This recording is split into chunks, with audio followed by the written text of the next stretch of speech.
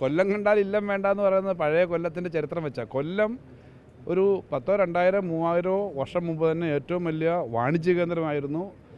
വർഷം ഉൾപ്പെടെയുള്ള ആ പഴയ ചരിത്രം അറിയാമല്ലോ. അപ്പോൾ ഏറ്റവും വലിയ ട്രേഡ് ഇവിടുത്തെ ചിന്നക്കട, ഇവിടുത്തെ എല്ലാ ജംഗ്ഷനുകളുടെ പ്രത്യേകത നോക്ക്.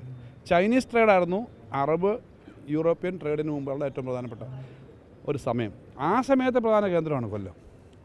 അത്രയും പ്രധാനപ്പെട്ട ഒരു സ്ഥലമാണ്.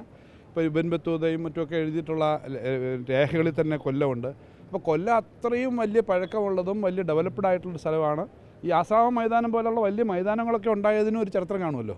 പിന്നീട് വേലുത്തമ്പി ദളവയുടെ കാലത്ത് വേണാട് തിരുവിതാംകൂർ ആയതിനു ശേഷമുള്ള കേന്ദ്രമായിരുന്നു. അങ്ങനെ കൊല്ലം ഒരു വലിയ കമ്പോളവും ധാരാളം വികസന കാര്യങ്ങളാണ്. ഇൻ്റർനാഷണൽ ട്രേഡ് വരുന്ന അന്നത്തെ കാലത്ത് പൈക്കപ്പലും മറ്റുമായിരിക്കും, അതെല്ലാം വരുന്ന കേന്ദ്രമായിരുന്നു. അതുകൊണ്ടാണ് കൊല്ലം കണ്ടവൻ ഇല്ലം വേണ്ട എന്നുള്ളത്. ആ ഡെവലപ്മെൻറ്റ് കൊണ്ട് തന്നെയാണ് വന്നിട്ടുള്ളത്. അപ്പോൾ അത്രയും ഡെവലപ്മെൻറ്റിന് വികസനം മാത്രമല്ല, ആദ്യത്തെ ഇവിടുത്തെ സദേൺ എന്നുവെച്ചാൽ തിരുവിതാംകൂറിൻ്റെ കാലത്ത് ആദ്യം കേരളത്തിൽ റെയിൽവേ വന്ന അല്പഭാഗം മലബാറിൽ വന്നിരുന്നു.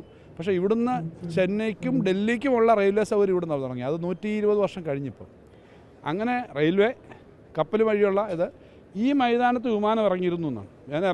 വിമാനം ഇറങ്ങിയിരുന്നു.